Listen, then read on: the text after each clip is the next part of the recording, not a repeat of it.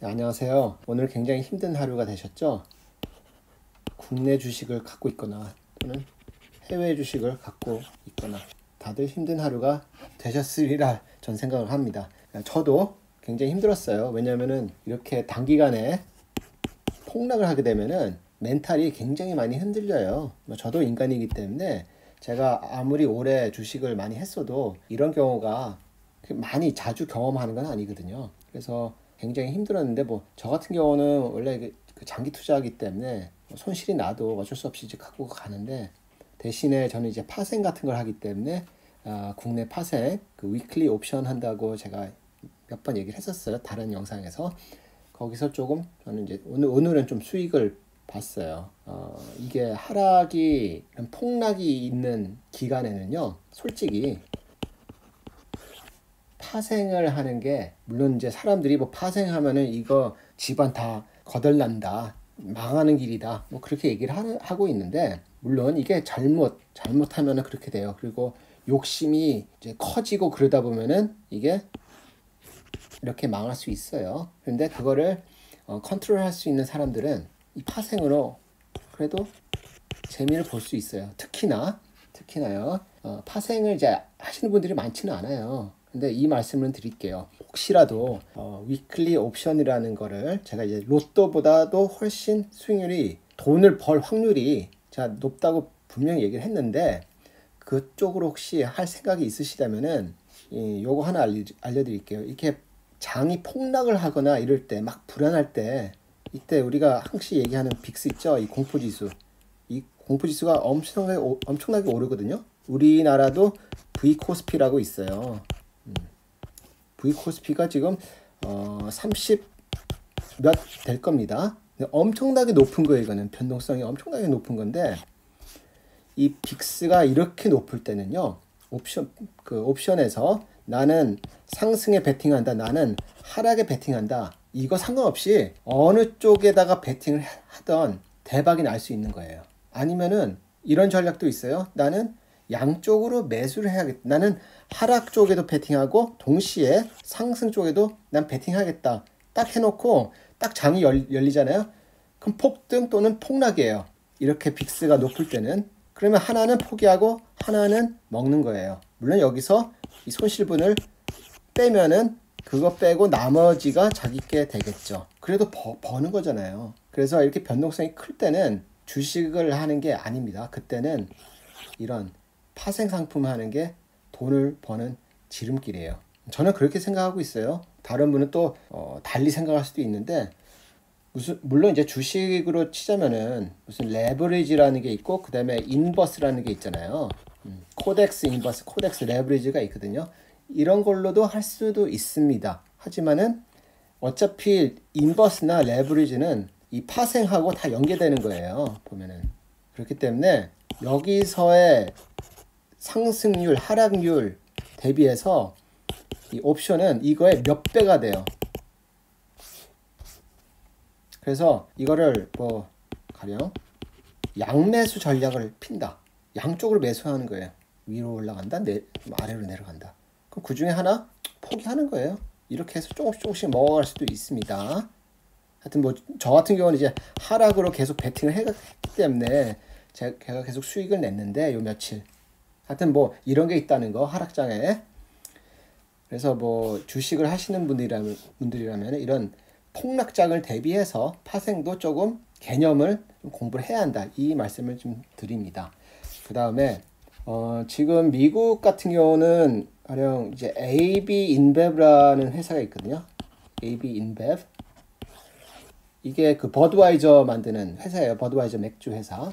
근데 여기서 무슨 얘기를 했냐면은, 이번 Q1 1분기 때 profit revenue가 아니에요. profit이 마이너스 10%가 될 것 같다라고 언급을 했어요. 어젠가 그젠가. 이거 엄청난 거예요. 이거 마이너스 10%면은 profit이, 그것도. 그리고 테슬라도 지금 신규 등록 있잖아요. 차량 신규 등록이 12월에서 1월, 작년 12월에서 1월까지 마이너스 46% 감소했대요. 왜? 지금 그 중국 같은 경우는, 중국이에요. 여기는 테슬라는 중국 같은 경우는 뭐 설 연휴도 있었고 그 다음에 이 코로나 때문에 소비 심리가 완전히 죽었어요. 그래서 이렇게 됐고 이것도 좀 맥주잖아요. 그럼 중국 시장이 잘 돼야지 얘네들도 수익이 나고 그러거든요. 매출도 오르고. 근데 어떻게 됐어요? 지금 이 설 연휴 때 코로나가 터지는 바람에 맥주 소비가 확 줄었어요. 그리고 아시아권은 나이트 라이프라는 게 있잖아요. 그쵸? 밤 문화가 있어요. 그렇기 때문에 뭐 맥주 바나 호프집 이런 데서 맥주 같은 걸 소비를 많이 해야 하는데 요즘 그게 다 제로가 돼서 거의 제로예요. 지금 거의 멈췄어요. 아무도 서로 안 만나잖아요. 지금 다 집으로 가고. 그렇기 때문에 이런 것만 봐도 지금 이게 얼마나 심각한 지금 상황인지 알 수가 있어요. 이것만 보면 알아요. 뭐 중국에서 뭐 우리 다시 뭐 공장 재가동한다 이런 거 다 필요 없습니다. 그래 가동하는 거 좋은데 그게 지금 이 사태를 100% 해결할 수 없다. 난 그렇게 생각하셔야 돼요. 그러면 이제 사람들이 증시가 이렇게 폭락을 했으니 미국 연준이 혹시라도 이제 개입을 해서 금리 인하하는 거 아니냐 이렇게 생각할 수도 있거든요. 근데 생각해 보세요. 자, 금리를 인하를 한다고 바이러스가 막 확장하는 거를 막을 수 있어요? 아니면 그 확장해서 이 경제를 막 타격을 입히는 걸 막을 수 있습니까? 못해요. 얘네들은, 연준은. 그렇기 때문에 주식시장이 폭락을 한다고 금리를 내린다는 거는 솔직히 말이 안 돼요. 그래서요, 제가 뭐 여기 한국은행 관계자가 이 영상을 보실지는 모르겠지만은 제가 한국은행이 이번에 금리 동결을 했잖아요. 우리나라 동결. 이건 되게 잘한 거예요. 이거는 전 잘했다고 봐요. 이거 한국은행이 금리 동결시킨 거는. 왜냐면은 금리를 내려서 이 코로나 사태를 어떻게 뭐 좋게 해결할 수 있는 방법이 없어요. 동결. 죄송합니다. 이거는 잘한 거예요. 이거 한국은행은. 이번 그 금리 동결은 제가 칭찬해주고 싶습니다. 연준은 주식시장에 무슨 빅스 또는 BBIX 이런 거 안 봐요. 공포지수를 내리는 게 연준의 역할이 아닙니다. 그래서 연준 이런 거 얘기 혹시라도 어디서 나오면은 그냥 무시해버리세요. 연준이 이거하고 전혀 상관없어요. 다만 우리가 이걸 봐야 돼요. 이제 과거 학습 효과 이제 부분도 좀 보자고요. 2018년도에서 2019년도 그때 증시 폭락을 했잖아요. 폭락을 했잖아요. 근데 이거의 원인이 뭐였어요? 홈빌더스 플러스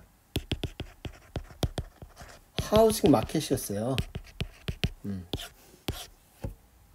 부동산 시장 때문에 그런 거예요. 왜? 이때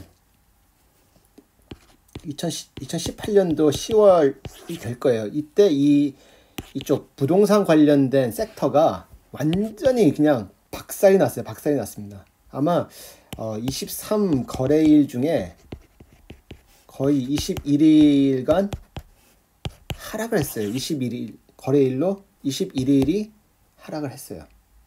그래서 이게 이러면서 왜 이게 이렇게 됐나 보니까 금리가 너무 높았어요. 그때. 근데 금리가 너무 높으니까 지금 뭐 대출도 안 받고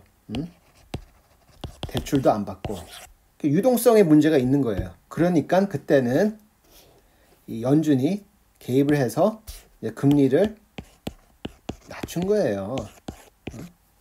그래서 이때 연준이 개입해서 좀 이렇게 회복했는데 그럼 이번에도 연준이 이제 나서는 거 아니냐? 이렇게 생각할 수 있는데 상황이 굉장히 다릅니다. 연준은요.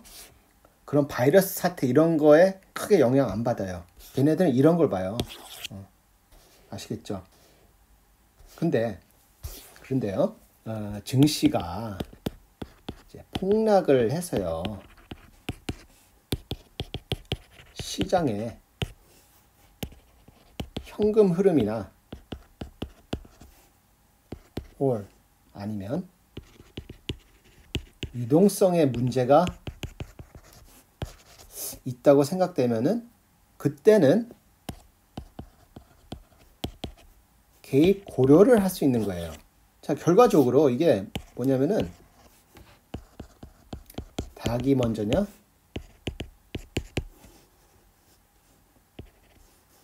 아니면 달걀이 먼저냐, 이런 딜레마에 이제 빠지는 거예요. 아시겠죠? 그래서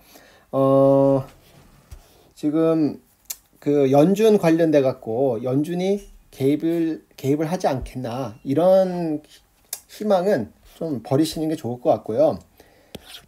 지금 전문가들은 이렇게 좀 많이 다른 의견을 갖고 있어요.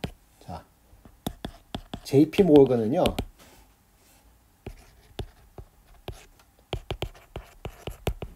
자, 폭락을 매수해라, buy the dip, 그렇게 지금 이야기를 하고 있습니다. 자, 골드만은요,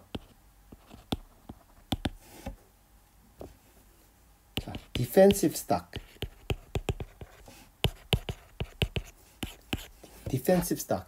방어주, 뭐 내수주 이런 걸 사래요. 그다음에 뭐 시티죠.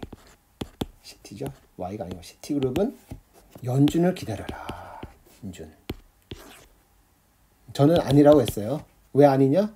증시 폭락했다고 연준이 가서 뭐 돈을 거기다 막 박아놓고 그러는 게 연준의 역할이 아니다라고 제가 분명히 얘기했습니다. 다만 폭락 때문에 이게 현금 흐름이나 유동성에 문제가 생겼을 때는 다른 방법, 뭐 금리 인하가 될 수도 있고 다른 방법으로 이거를 조금 완화시킬 수 있는, 현금 흐름을 좀 더 좋게 할 수 있는 그런 건 고려해 볼 수 있을 것 같다. 그래서 굉장히 고민이 많을 거다, 페드가. 그런 거고요. 그 다음에 그 BNY 멜론이라고 있거든요. BNY 멜론. 여기서는 뭐라고 했냐면은 중국을 봐라. 중국이 지금 안정화 이제 되는 걸 보고 그때 가서 들어가도 늦지 않다. 이런 지금 입장이고요. 그 다음에 알리안스가 있어요. 알리안스.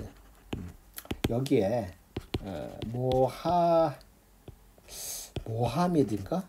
엘레리안이라고 있어요. 엘레리안. 이 사람이 그 알리안스의 Chief Economic Advisor인데요. 이 사람이 무슨 얘기를 했냐면은 제가 이걸 영어로 쓰는 이유가 이게 맞는 것 같아요. 그래서 제가 쓰는 거예요. I would continue, 계속 지속하겠다. continue to resist가 뭐예요? 뭘 하는 걸 참는 거예요. continue resist, 콤마 as hard as it is. 너무나 힘들겠지만은 to simply buy the dip. 자, 이게 무슨 얘기냐면은 큰 폭락 때문에 난 너무나 이제는 주식을 사야겠다는 그런 생각이 들겠지만 나는 그것을 참겠다는 거예요. resist. 그 매수를 참겠다. 이게 정확히 보고 있는 거예요. 지금 이렇게 폭락이 엄청나게 크게 나오면요, 단기간 내 누구나 다 이제는 야 사야겠다 이런 생각이 들 수밖에 없어요. 왜냐면 계속 그 높은 가격만 계속 보다가 엄청나게 지금 떨어진 상태의 그 주가를 보면은 사람은요 막 사고 싶은 그런 욕구가 엄청나게 높아져요. 그렇기 때문에 큰 분석도 없고 아무런 고민 없이 막 산단 말이에요. 그런데 그거를 자제해라, 이 얘기입니다. 하여튼 뭐 누가 맞는지는 모르겠어요. 저는 이제 알리안스의 이 사람의 얘기가 더 와닿는데 뭐 이 사람들도 다 전문가 집단이기 때문에 뭐 틀린 말은 아닐 수도 있어요. 누가 맞을지는 나중에 알 수 있겠죠, 그렇죠? 그리고 마지막으로 자, 오늘 미국 금요일 증시가 어떻게 될 것인가. 저는 그렇습니다. 이게 이번 주 내내 하락이 아니고 폭락을 연일 계속 보여줬잖아요. 그럼 폭락이 이렇게 계속 이어지면요, 어떻게 돼요? 피로감이 나요. 피로감. 그렇게 되면은 자연스러운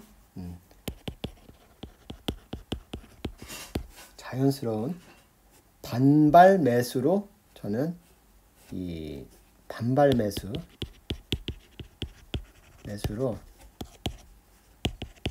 이증시가요. 둘 중에 하나가 될 것 같아요. 둘 중에 하나. 약보합 또는 강보합. 근데 약보합, 강보합의 범위를 어떻게 설정하는지 모르겠어요. 이게 뭐 플러스 마이너스 100으로 하는 게 맞는 건지 또는 뭐 플러스 마이너스 200으로 하는 게 맞는 건지 그거는 여러분들이 판단을 하세요. 하여튼 저는 뭐 플러스 마이너스 200, 300까지 갈 수도 있겠죠. 그쵸? 300은 뺍시다. 플러스 1, 200 정도에서 미국 증시가 금요일 미국 증시가 마감이 되면은 저는 뭐 이게 맞을 거라고 전 보고 있어요. 안 맞으면 어쩔 수 없죠. 제가 틀린 거니까. 그쵸? 하여튼 영상은 여기서 마무리 짓도록 할게요. 그리고 제가 또 다른 영상도 여러 개 지금 생각하고 있는 게 있는데 그거는 좀 시간을 보면서 계속 올려드릴게요. 감사합니다.